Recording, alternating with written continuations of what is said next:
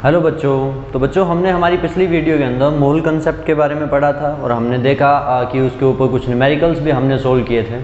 तो बच्चों आज का जो हमारा टॉपिक है वो हालांकि जो टॉपिक है वो 12th क्लास का है, लेकिन मैंने आपको पहले ही कहा था कि हम उस कंसेप्ट को इसी क्लास के अंदर करेंगे जो है कंसंट्रेशन ऑफ सॉल्यूशन। मतलब कुछ ऐसे टर्म्स हैं जो सॉल्यूशन के लिए क्या की जाती है, यूज़ की जाती है। तो आप इसके नोट्स जो हैं वो अच्छे से बनाना ताकि आपको ये काम आए आगे, ठीक है ना।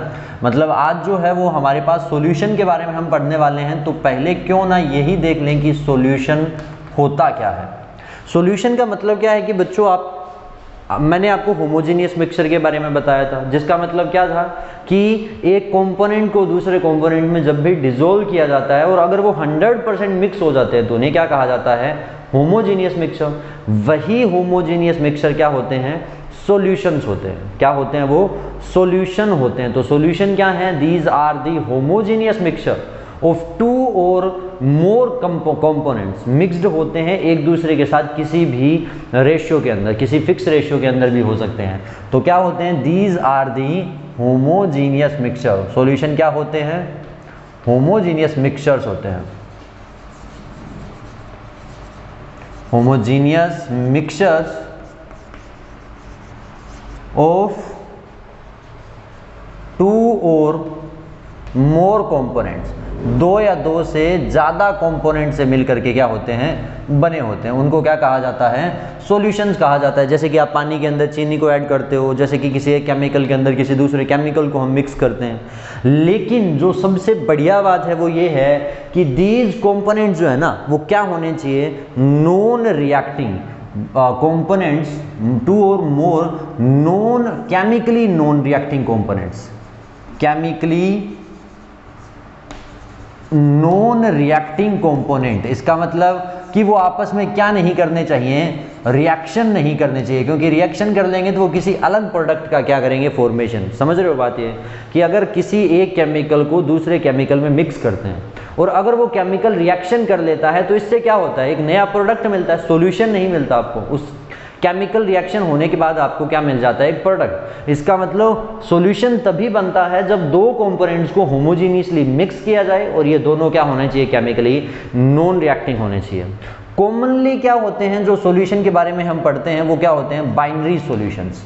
तो बाइनरी सॉल्यूशन क्या होते हैं बेटा, बाइनरी, दैट मीन्स कि कितने component, in which there are two components, जिसमें कितने कंपोनेंट्स पाए जाते हैं, दो कंपोनेंट पाए जाते हैं, उन्हें क्या कहा जाता है, बाइनरी सॉल्यूशन। मतलब जो दो चीजों को मिला करके बनते हैं उनको हम बाइनरी सॉल्यूशन बोलते हैं।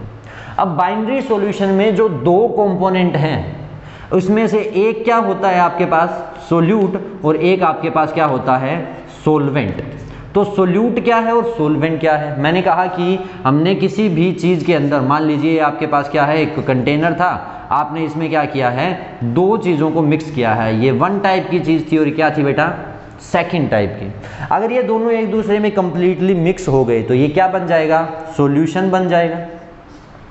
लेकिन इसमें एक चीज क्या होती है, सोल्यूट होती है, और दूसरी चीज क्या होती है, सोलवेंट होती है। आपने देखा होगा कि नॉर्मली क्या होता है, पानी के केस में बात कर लो, वाटर को पहले लिया जाता है और उसमें धीरे धीरे करके जो कम चीज होती है उसको बाद में क्या किया जाता है, ऐड। तो जो कंपोनेंट स्मॉलर क्वांटिटी में होता है उसे कहा जाता है सोल्यूट, और जो लार्जर अमाउंट में पाया जाता है उसे क्या कहते हैं, सोलवेंट। मतलब बाइनरी सॉल्यूशन दो कंपोनेंट से मिल करके बनता है, एक सोल्यूट होता है और एक सोलवेंट होता है। जो कम है वो सोल्यूट और जो ज्यादा होता है उसे सोलवेंट कहा जाता है। तो सोल्यूट क्या होता है, विच इज प्रेजेंट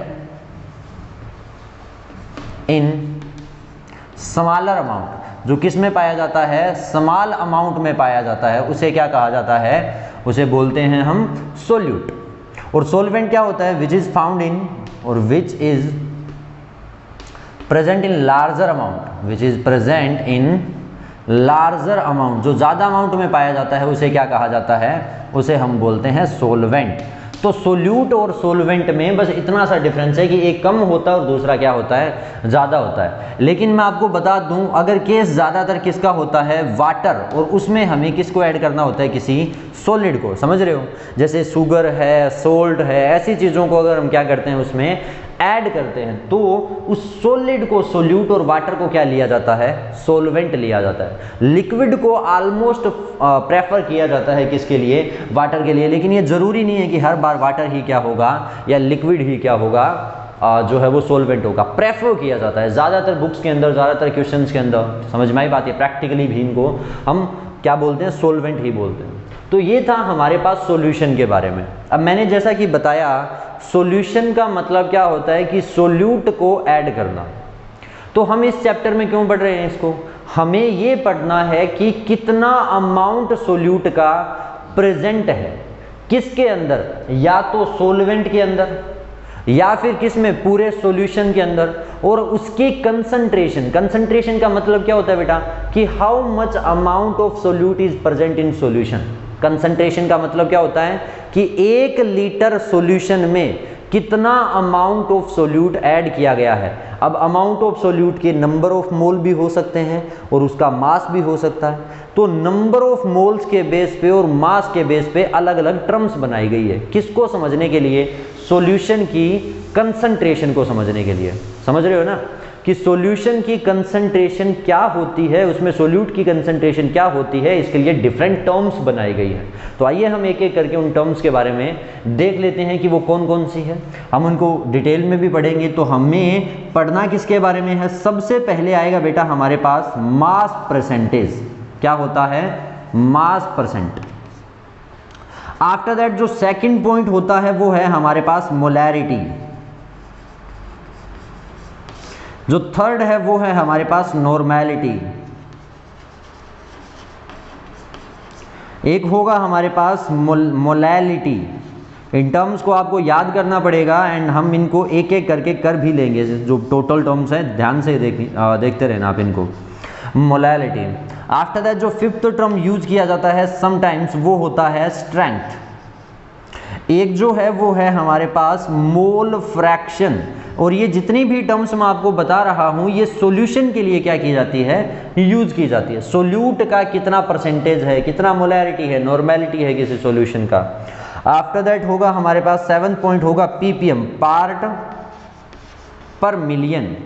पार्ट पर मिलियन पीपीएम। क्लियर है बच्चों बात ये। पीपीएम के बाद में मोल फ्रैक्शन हो गया, स्ट्रेंथ हो गया, मोलैरिटी हो गया, मोलैलिटी हो गया, नॉर्मैलिटी हो गया, मास परसेंटेज हमने कर लिया। स्ट्रेंथ के बारे में, स्ट्रेंथ को कंसंट्रेशन भी कहा जाता है, ठीक है ना। तो कंसंट्रेशन भी हम क्या करते हैं, कैलकुलेट करते हैं। और इसको हम सोल्यूबिलिटी भी बोलते हैं कि कितनी चीज़ किसी में डिजोल्व होती है, इनके बारे में भी हम बात करेंगे, ठीक है ना। तो वो भी देखेंगे हम। तो चलिए ये है हमारे पास कुछ ऐसी बेसिक टर्म्स जिनके बारे में हमें इस चैप्टर में अभी पढ़ना है कि मोलैलिटी, मोल फ्रैक्शन, उसके बाद क्या था हमारे पास कि मास परसेंटेज क्या होता है एंड नॉर्मैलिटी क्या होता है। एक और होता है बेटा वो होता है हमारे पास 8 जो है वो फॉर्मेलिटी। क्या होता है, फॉर्मेलिटी होता है। तो आई होप कि इतनी बातें तो आपको समझ में आई होगी। तो अब हमें जो है वो इन्हीं टर्म्स के बारे में जो है वो डिटेल से पढ़ना है। तो चलिए स्टार्ट करते हैं। तो बच्चों जो अगला पॉइंट है हमारे पास वो है concentration terms of solution, for solution के बारे में। मैंने आपको कुछ टर्म्स बताई थी अभी कि मोलैरिटी, इन सब चीज़ों के बारे में हमने की थी। हम उनको डिटेल में करने वाले हैं एक एक करके। और इन्हीं टर्म्स को किसके लिए यूज किया जाता है, सॉल्यूशन के लिए। और क्या रिप्रेजेंट करते हैं, ये करते हैं सॉल्यूशन की टर्म्स को, कंसंट्रेशन को रिप्रेजेंट करने के लिए हम यूज करते हैं। इसलिए कंसंट्रेशन टर्म्स फोकस की सॉल्यूशन की। लेकिन उससे पहले आप कुछ बातों पर ध्यान दीजिए कि अगर आपको क्या करना है, किसी चीज का टोटल मास लिखना है, टोटल मास या टोटल जिसको हम क्या बोलते हैं, वेट बोलते हैं। तो टोटल मास या टोटल वेट का जो एब्रीविएशन है बच्चों वो यूज किया जाता है क्या, W। आफ्टर दैट अगर हम बात करें किसके बाद चीज की, किसी भी चीज के मोलर मास की, तो हम किसका एब्रीविएशन यूज करते हैं, M का। इसके बाद अगर हम सोल्यूट को रिप्रेजेंट करना चाहते हैं तो सोल्यूट के लिए लिया जाता है 1। वो हम पे डिपेंड करता है। कुछ बुक्स में भी मतलब अलग अलग थ्योरीज हैं कि सोल्यूट को 1 या फिर सोलवेंट को 1 कंसीडर किया जाता है। लेकिन हमने सोल्यूट को या तो A या फिर हम क्या बोलते हैं, इसको 1 बोलते हैं। और सोलवेंट को हम क्या कहेंगे, 2। सोलवेंट को कौन सा कंपोनेंट लिया गया है हमारे द्वारा, 2 नंबर कंपोनेंट। मतलब क्वेश्चन में अगर आता है कि mass of solvent that means MW1, mass of solvent मतलब टोटल मास की बात है, तो टोटल मास तो W होता है और सोलवेंट क्या होता है 2 होता है, तो W2 क्या है हमारे पास मास ऑफ सोलवेंट है। मैं इन टर्म्स का यहाँ पे यूज करने वाला हूँ, इसलिए मैंने आपको ये पहले बताई है। वहीं पर अगर मैं मान लीजिए V लिखता हूँ और VS, इसका मतलब क्या होता है, V का मतलब क्या होता है बच्चों वॉल्यूम, लेकिन S किसका, volume of solution, volume of क्या होता है सॉल्यूशन, क्लियर। या फिर जैसे कि MS लिख दिया जाता है, इसका मतलब क्या, WS लिख दिया जाता है, मतलब क्या होता है मास ऑफ सॉल्यूशन। तो ये S जो है वो सॉल्यूशन के लिए क्या करेंगे हम यूज करेंगे। तो आई होप ये क्लियर होगी चीजें 1, 2 एंड S के बारे में, टोटल मास और मोलर मास के लिए, और बाकी चीजें मोलर मास और ये तो मैं आपको बता ही चुका हूं, क्लियर है बात ये। तो चलिए देखिए कंसंट्रेशन टर्म्स के अंदर जो सबसे पहला पॉइंट है हमारे पास वो है कंसंट्रेशन के ही बारे में, कि कंसंट्रेशन क्या होता है।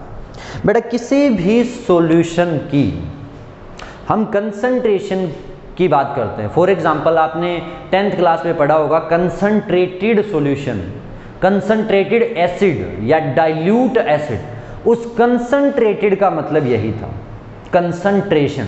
दैट मीन्स कि आप जिस एसिड की बात कर रहे हो वो कितना प्रेजेंट है टोटल लीटर के अंदर, किसमें, वाटर के अंदर।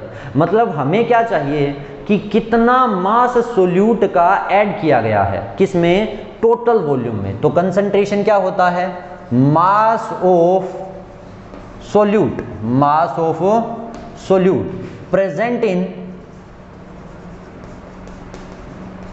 Total volume of solution, total volume of solution, और वो भी किसके अंदर, लीटर के अंदर। किसके अंदर होता है, लीटर में। मतलब क्या है इसका कि 1 लीटर के अंदर या टोटल लीटर के अंदर कितना मास क्या होता है सॉल्यूशन का प्रेजेंट होता है, उसे क्या कहा जाता है, कंसंट्रेशन। बच्चों कंसंट्रेशन को डिनोट करते हैं किससे, C से।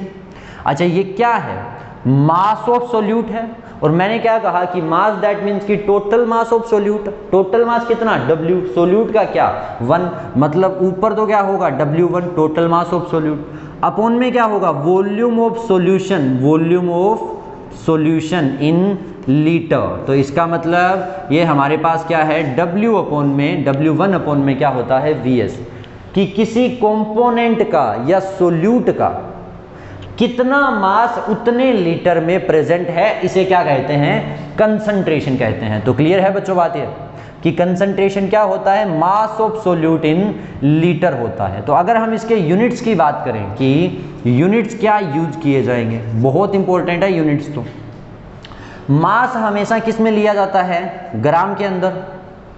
वॉल्यूम हम किस में यूज कर रहे हैं इसका, लीटर के अंदर। यूनिट्स क्या हो गए फिर, ग्राम पर लीटर, ग्राम पर लीटर, या फिर क्या यूज किया जाता है, ग्राम पर ml। वो कब, जब ml में सॉल्यूशन दिया होता है, क्लियर है। लीटर मत लिखिए आप यहाँ पे, लीटर तो हम मोलैरिटी में यूज कर लेंगे, वॉल्यूम ऑफ सॉल्यूशन लिख लिया।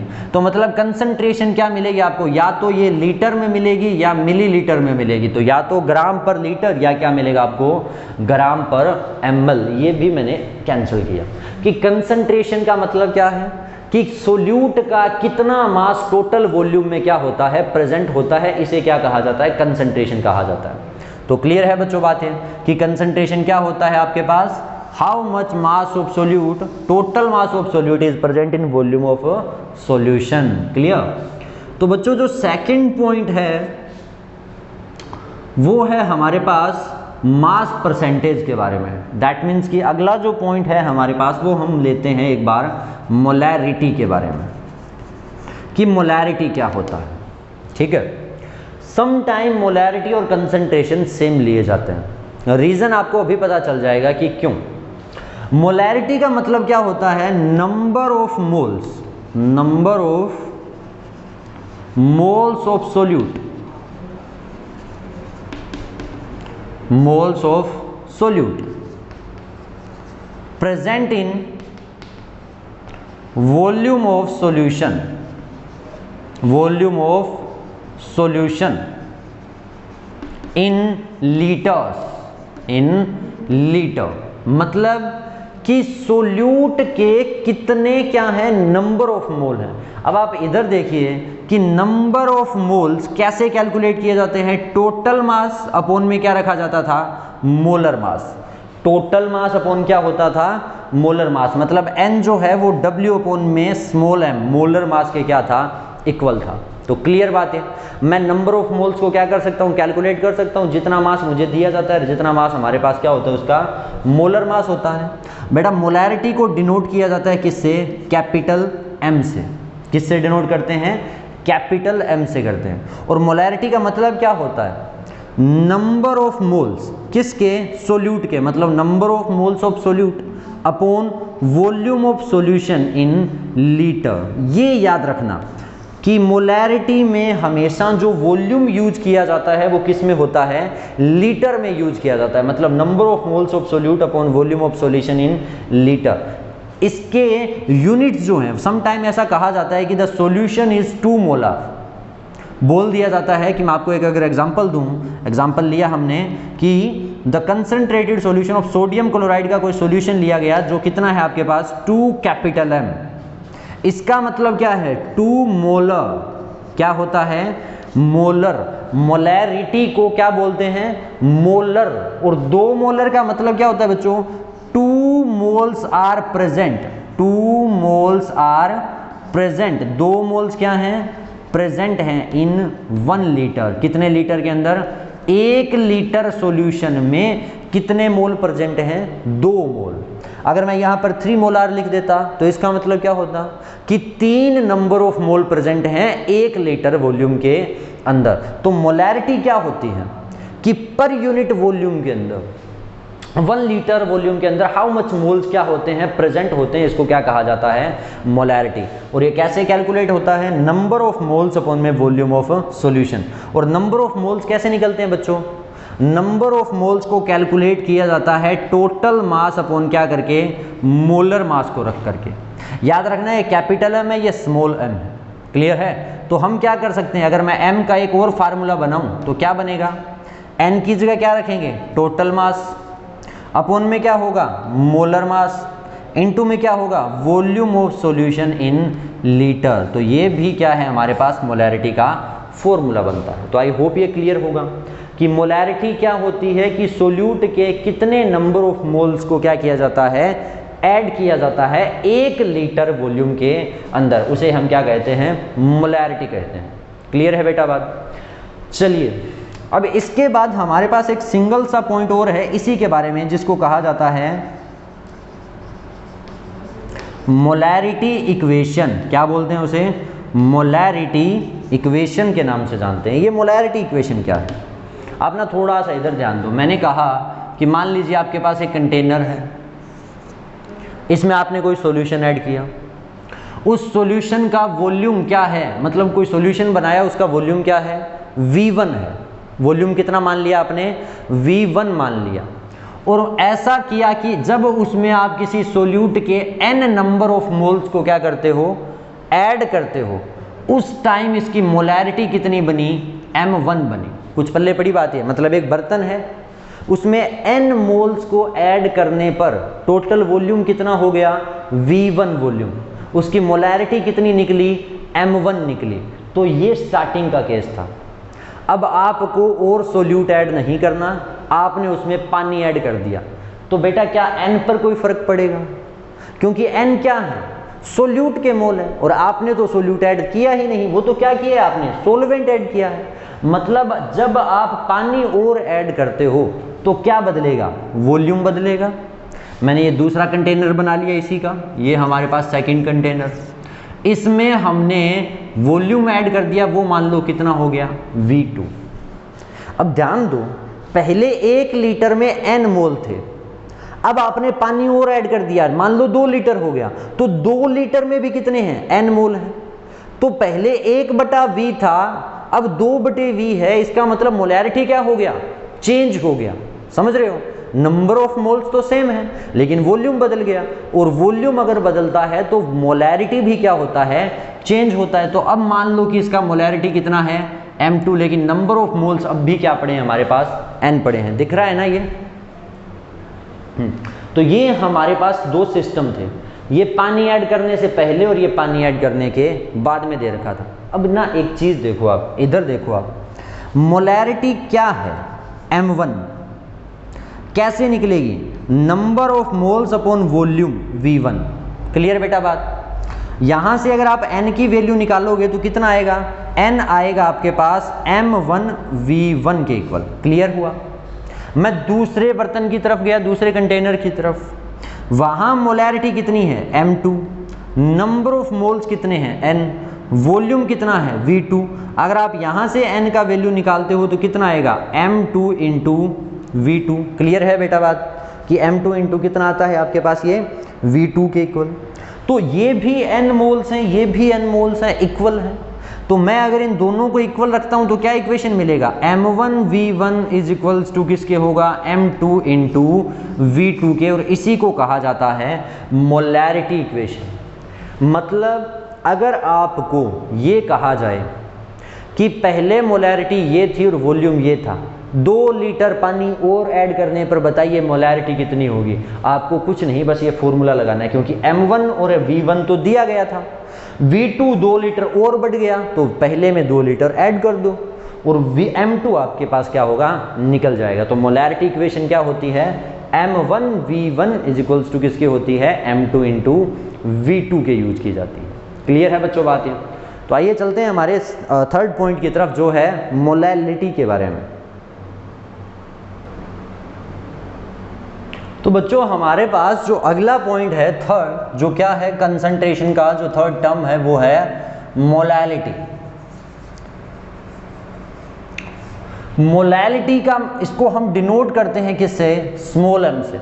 याद रखना मोलैलिटी भी स्मॉल m होता है और मोलर मास को भी हम स्मॉल m से ही दिखाते हैं। तो आप कंफ्यूज मत हो जाना इन दोनों चीज़ों में, आपको पता होना चाहिए कि कहाँ पर आपने मोलर मास यूज किया है और कहाँ पर आपने मोलैलिटी को यूज किया है। अब बात यह है कि मोलैलिटी का मतलब क्या होता है। तो मोलैलिटी का मतलब होता है बच्चों किसी भी सॉल्यूशन के लिए कि number of moles of solute, how much number of moles of solute present in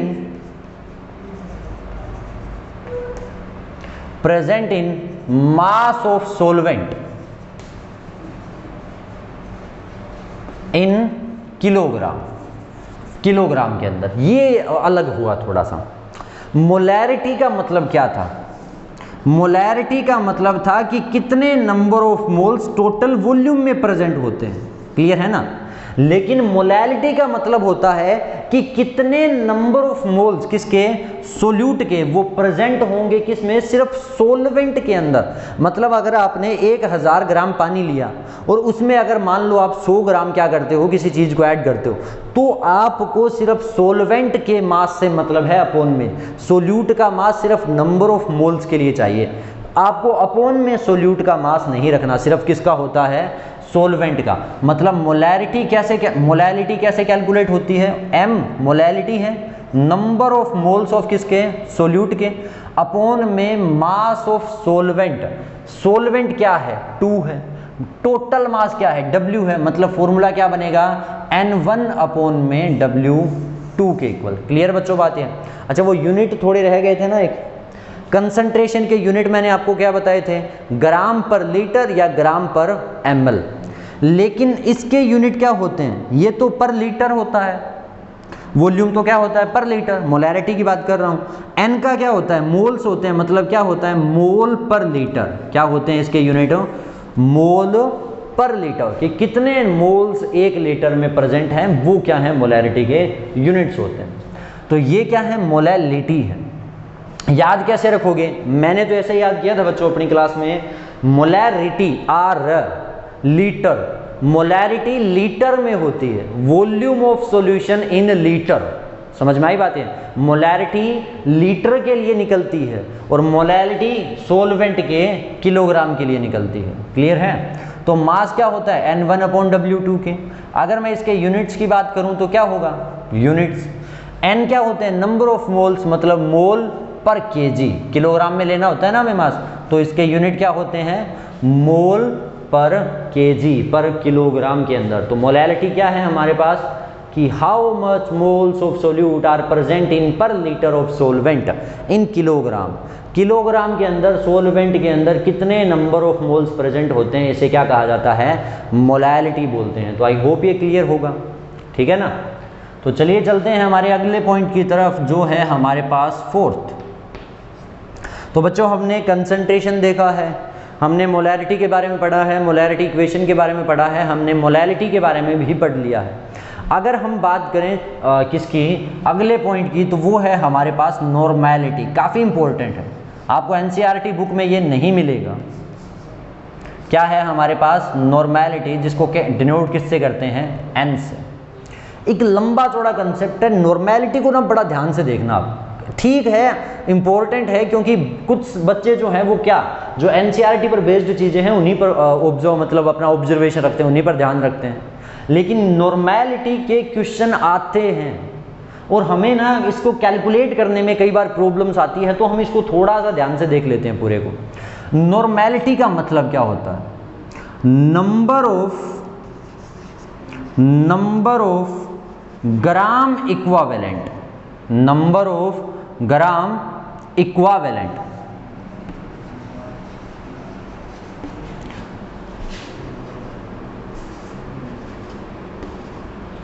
number of gram equivalent present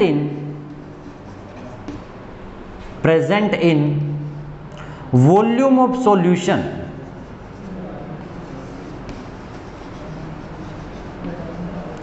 in liter।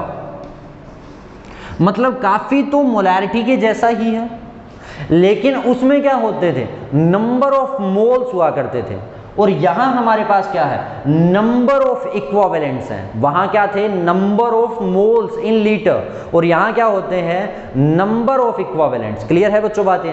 और नंबर ऑफ मोल्स कैसे निकलते थे, टोटल मास अपॉन क्या करने से, मोलर मास करने से। तो हमें यह पता लगाना है कि नंबर ऑफ इक्विवेलेंट कैसे निकलेंगे। तो आई होप ये क्लियर होगा। तो देखिए जरा, अभी हमने क्या देखा कि नॉर्मैलिटी क्या है, एन है। इसका मतलब क्या होता है, नंबर ऑफ सोल्यूट इक्वावेलेंट। इक्यू का मतलब क्या है, नंबर ऑफ इक्वावेलेंट।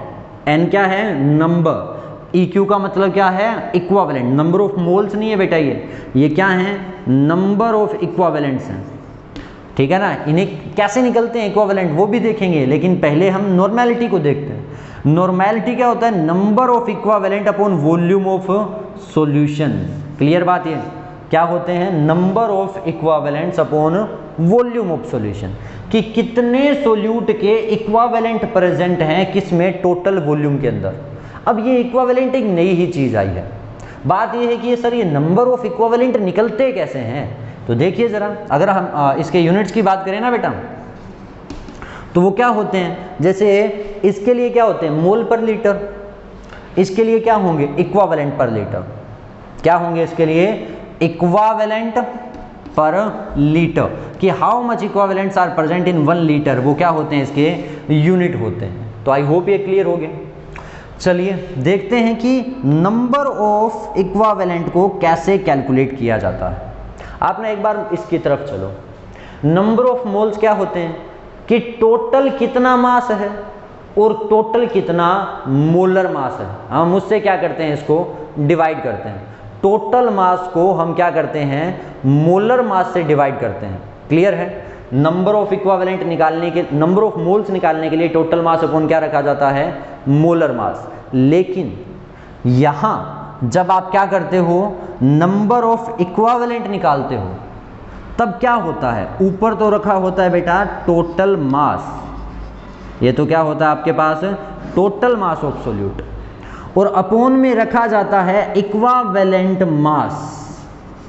क्या रखते हैं, इक्वावेलेंट मास, मतलब टोटल मास अपॉन में इक्वावेलेंट मास। अब फिर से कहानी दिक्कत, मतलब ये प्रॉब्लम आई कि सर मोलर मास तो हम क्या करते हैं, कैलकुलेट कर लेते हैं, तो ये इक्वावेलेंट मास कैसे निकलेगा। तो आइए हम उसके बारे में भी देखते हैं कि इक्वावेलेंट मास कैसे निकलता है। ये समझ में आया ना, कि नंबर ऑफ इक्वावेलेंट कैसे निकलते हैं, टोटल मास अपॉन में क्या होते हैं, इक्वावेलेंट मास को रखा जाता है। तो चलिए आगे की तरफ, अगला पॉइंट इसी में, कि नंबर ऑफ इक्वावेलेंट मास कैसे कैलकुलेट करेंगे। क्या होता है इक्वावेलेंट मास?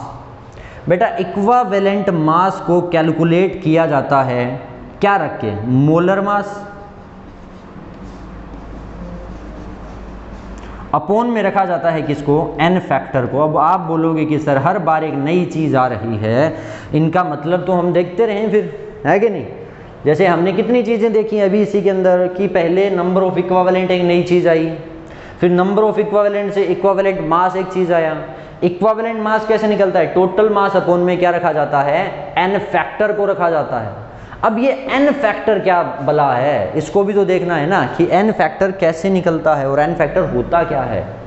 बेटा हर एक, चाहे वो आपके पास एसिड हो, चाहे वो आपके पास बेस हो, चाहे वो आपके पास क्या हो, एक साल्ट हो, हर एक के लिए एन फैक्टर की वैल्यू क्या होती है, अलग से कैलकुलेट की जाती है। तो आइए हम इसको ना दोबारा से देखते हैं कि ये कैसे किया। आप इसको नोट डाउन रखिए ऊपर वाले को कि मोलैलिटी क्या है, number of moles of solute होते हैं किसमें, मास के अंदर, ये चीज़ें हमने देखी, इसके यूनिट्स हमने देखे हैं। इतना ही है किसके बारे में, मोलैलिटी के बारे में। तो चलिए दोबारा,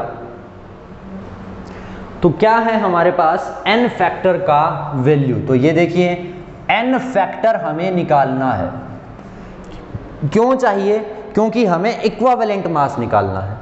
इक्वावेलेंट मास कैसे निकलेगा, मोलर मास को एन फैक्टर से डिवाइड करने पर। तो फिर नंबर ऑफ इक्वावेलेंट कैसे निकलेंगे, टोटल मास को इक्वावेलेंट मास से डिवाइड करने पर।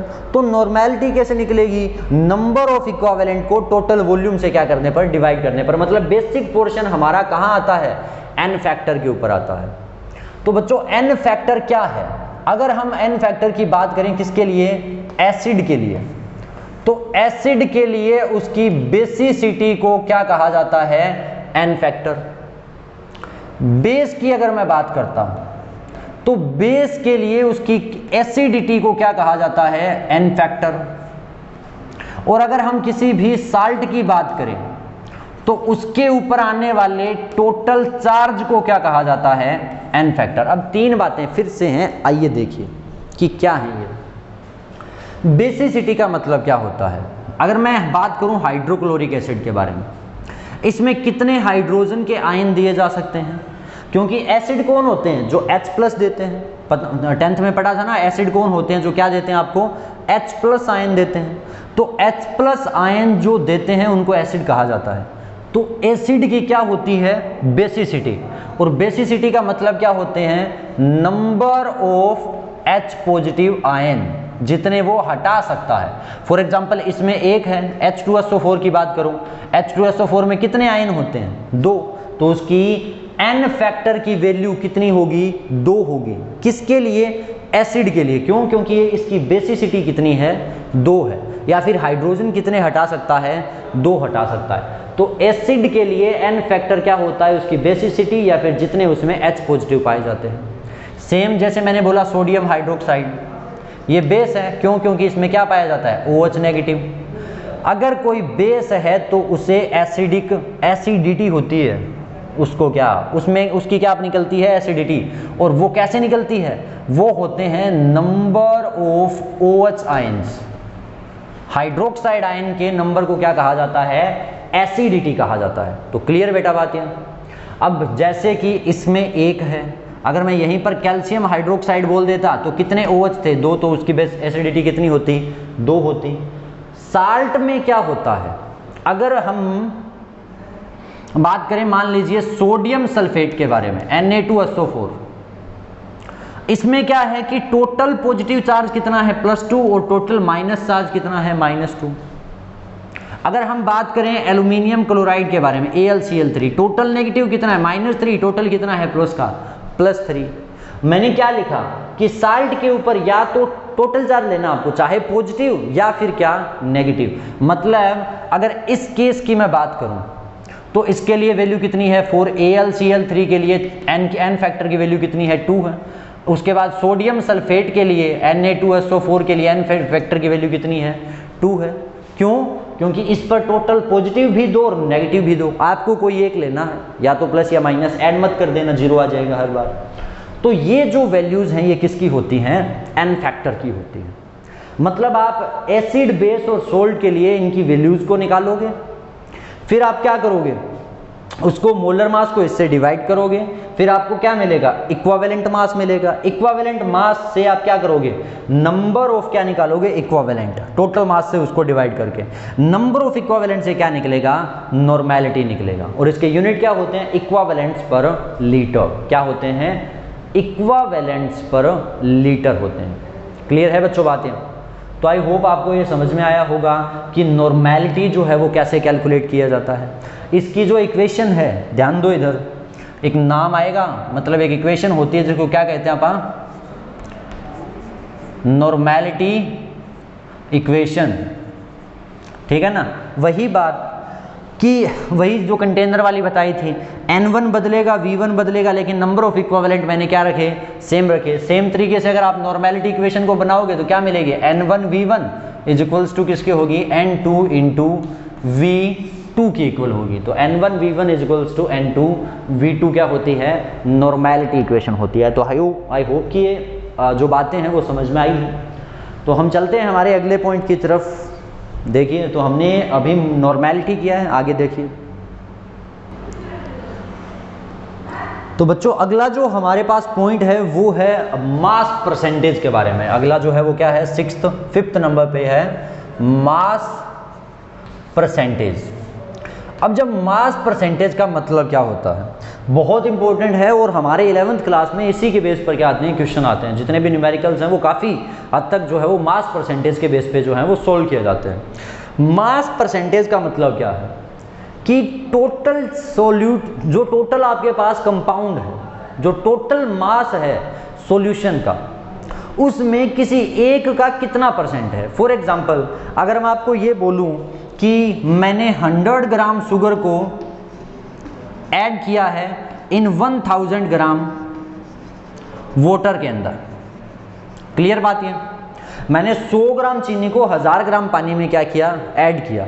मैं क्वेश्चन पूछता हूं कि बताइए चीनी कितने परसेंट प्रेजेंट है। इसका मतलब क्या है कि सर टोटल तो हमारे पास कितना है 110, और कंपोनेंट कितना, चीनी कितना है 100, मतलब इसको सोल्व करूं तो कितना आएगा 1/11 इनटू परसेंटेज के लिए कितना 100 यूज करेंगे, मतलब कितना आएगा 100/11% क्या होगा, शुगर उसके अंदर प्रेजेंट है। मतलब कि टोटल मास में उस कंपोनेंट का कितना परसेंट है, इसे क्या कहा जाता है, मास परसेंटेज कहा जाता है। लेकिन बेटा हमारी क्लास में जो 11th है उसमें तो मास परसेंटेज सिर्फ क्या है, एक ही है, मतलब W अपॉन क्या है, W। इसे क्या कहते हैं, mass of component upon total mass of solution. तो कैसे निकलता है ये W अपॉन W परसेंट, क्या मतलब क्या होता है, ऊपर भी क्या रखा जाता है, मास ऑफ कंपोनेंट। कंपोनेंट का मतलब जिसका भी परसेंटेज हम निकालना चाहते हैं, अपॉन में क्या होता है आपके पास, मास ऑफ सॉल्यूशन। दोनों के यूनिट क्या होते हैं, सेम, इनटू में कितना होता है 100 लिया जाता है। क्लियर, सेम का मतलब ग्राम है तो ग्राम, किलोग्राम है तो किलोग्राम। लेकिन एक जो है 12th क्लास में आपको देखने को मिलेगा, एक वॉल्यूम का परसेंट और होता है, उसे कहा जाता है V अपॉन V परसेंट। क्या बोलते हैं उसको, वॉल्यूम परसेंटेज। ठीक है ना, वॉल्यूम परसेंट का मतलब क्या होता है, V अपॉन V। इसका मतलब क्या होता है, अच्छा ये जो है ना बेटा मास परसेंटेज, ये ज्यादातर क्या है कि जो अलॉयज बनते हैं, है ना, या फिर जो सॉल्यूशन बनते हैं, कौन से सॉल्यूशन, जब आप किसी सॉलिड को क्या करते हो, ऐड करते हो, उस समय ज्यादातर क्या होता है, mass percentage W upon W का यूज करते हैं। लेकिन वॉल्यूम परसेंटेज कब होता है, जब दोनों ही सोल्यूट और सोलवेंट दोनों ही कौन सी फॉर्म में लिए जाते हैं, लिक्विड, तब हम उसका क्या निकालते हैं, वॉल्यूम परसेंट निकालते हैं। मतलब ऊपर तो क्या होगा, वॉल्यूम ऑफ कंपोनेंट,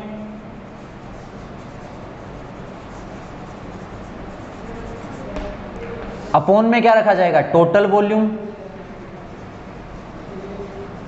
इनटू में क्या हम यूज करेंगे 100। इसे कहा जाता है वॉल्यूम परसेंटेज। आफ्टर दैट जो है वो हमारे पास है V अपॉन W, मतलब W upon V, sorry, mass volume percentage. इसको क्या कहते हैं, मास वॉल्यूम परसेंट। मतलब कि सोल्यूट का कितना मास प्रेजेंट है। समटाइम ऐसा होता है कि सोल्यूट सॉलिड को ऐड किया जाता है पानी के अंदर, ml के अंदर। जैसे कि जितनी भी ये क्या बनाई जाती है हमारे पास, जो मेडिसिन होती हैं, दवाइयाँ जो बनाई जाती है ना, इनके लिए जो कैलकुलेट होता है वो परसेंटेज क्या होता है, मास अपॉन वॉल्यूम परसेंटेज होता है। मतलब ऊपर तो क्या होगा, मास ऑफ कंपोनेंट,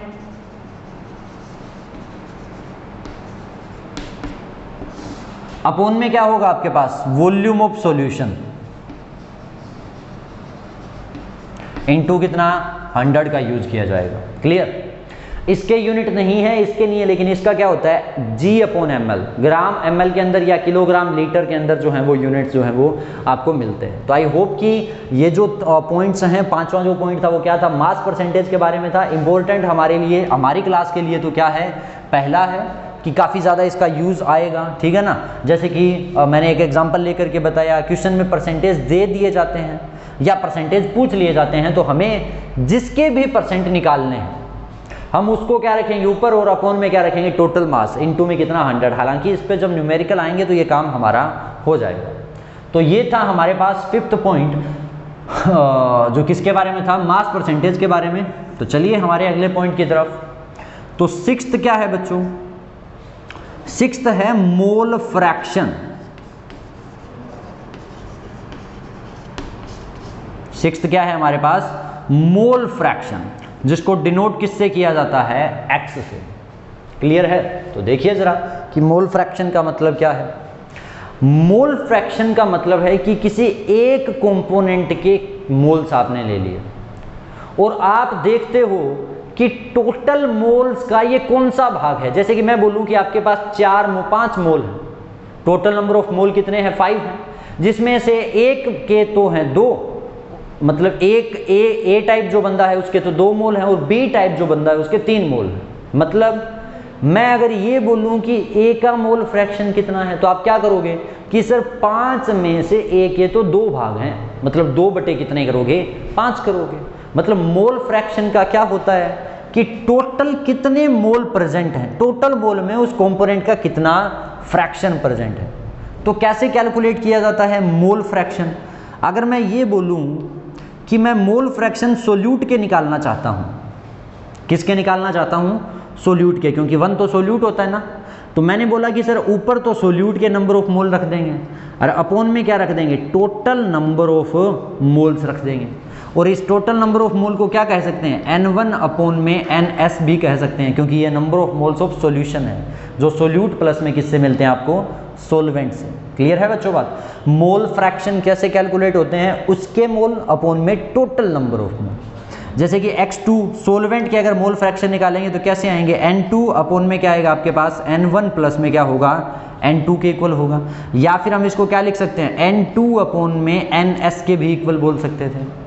एक ना चीज़ नोट कीजिए आप, मैंने कहा कि मैं अगर X1 प्लस X2 कर देता हूँ, मतलब mole fraction of solute plus mole fraction of solute solvent को क्या कर दें, अगर ऐड कर दें तो क्या मिलेगा, देखो जरा इधर, ये N1 upon N1 plus N2 plus में क्या आएगा, N2 अपॉन क्या होगा, N1 प्लस में N2। ऐसा नहीं लगता बेस सेम है और ऊपर भी क्या है, सेम है, ऊपर भी N1 N2, नीचे भी क्या N1 प्लस N2, दोनों क्या हो गए एक दूसरे से कैंसिल। आंसर कितना बचा, 1। मतलब total number of mole fraction कितना होता है, 1 होता है। समझ में आई बात। ये दोनों चीज़ों के मोल फ्रैक्शन हमेशा क्या होते हैं, किसी सॉल्यूशन में 1 होते हैं। तो अगर आपको x1 निकालना है तो आप 1 माइनस x2 कर सकते हो, और आपको x2 निकालना है तो 1 माइनस आप क्या कर सकते हो, x1 कर सकते हो। तो ये था हमारे पास किसके बारे में, मोल फ्रैक्शन के बारे में। क्लियर है बच्चों बात। आफ्टर दैट जो है वो 7th पॉइंट बचता है, छोटा सा ही पॉइंट है, मैं आपको बता देता हूँ, जो किसके बारे में था, ppm, पार्ट पर मिलियन। अच्छा ये ppm जो है ना किसके लिए यूज होता है, स्मॉल कंसंट्रेशन के लिए, स्मॉल कंसंट्रेशन को एक्सप्रेस करने के लिए हम क्या करते हैं, इसका यूज करते हैं। मेरे कहने का मतलब, मैंने बोला कि पूरी हवा है, इसमें मैं किसी पोल्यूटेंट, मान लो कि नाइट्रोजन डाइऑक्साइड की बात करूं, तो हवा का वॉल्यूम मास तो बहुत ज़्यादा है, इसमें N2O या NO2 नाइट्रोजन नाइट्रिक ऑक्साइड या फिर किसी भी मैं कंपोनेंट की बात करूं जो पोल्यूटेंट है, जो पानी को खराब कर रहा था या हवा को खराब कर रहा था, है ना, उनका अगर मैं आपको कंसंट्रेशन निकालने को कहूँ तो आपको बहुत छोटी वैल्यू मिलेगी। इसलिए ऐसी चीजें जिनका कंसंट्रेशन क्या होता है, बहुत कम होता है, उसमें उनको किस में दिखाया जाता है, पीपीएम में दिखाया जाता है। और पीपीएम का मतलब क्या होता है कि 1 मिलियन अगर टुकड़े हों तो उसमें कौन से टुकड़े की बात हो रही है, पार्ट पर मिलियन, हर मिलियन में कौन सा पार्ट है। समझ में आई बात? ये कैसे निकलता है? ऊपर तो होता है बच्चों mass of component, mass of component, upon में रखा जाता है किसको, टोटल मास को, और इनटू में होता है 10 का पावर 6, जिसका मतलब क्या होता है 1 मिलियन, कि 1 मिलियन में उस कंपोनेंट के टोटल मास के कौन से जो हैं वो टुकड़े पड़े हैं, उसको क्या कहा जाता है, पीपीएम कहा जाता है, पार्ट पर मिलियन कहा जाता है। क्लियर? तो जो 8th पॉइंट मैंने आपको बताया था वो किसके बारे में था, स्ट्रेंथ के बारे में। और स्ट्रेंथ का मतलब तो मैंने बता ही दिया था, वो क्या होती है, कंसंट्रेशन। तो आपको बताने की जरूरत नहीं है कि स्ट्रेंथ में क्या है, स्ट्रेंथ और कंसंट्रेशन दोनों क्या हैं, सेम होती है। क्लियर है बच्चों बात? तो मैंने आपको कंसंट्रेशन टर्म्स के बारे में बताया है। कल जो है हम इनके ऊपर न्यूमेरिकल करने वाले हैं। ये चैप्टर जो है वो हमारा 1 दिन का और बचा है, सिर्फ एक लेक्चर का। ये फर्स्ट चैप्टर हम बेसिक कंसेप्ट जो है वो कंप्लीट हो जाएंगे। इसके बाद हम 1 या 2 दिन जो है उसके न्यूमेरिकल्स पे ध्यान देने वाले हैं। तो आई होप आपको ये चैप्टर समझ में आया होगा। आप पीछे जाइए, दोबारा से स्टार्टिंग से वीडियोज़ को देखिए, अपने हर एक पॉइंट को क्या करें आप क्लियर कीजिए, ताकि हम जो एनसीईआरटी और जो टेक्सचुअल क्वेश्चन हैं उनको हम इजीली टेक ओवर कर सकें। तो चलिए आज के लिए बस इतना ही। Thank you.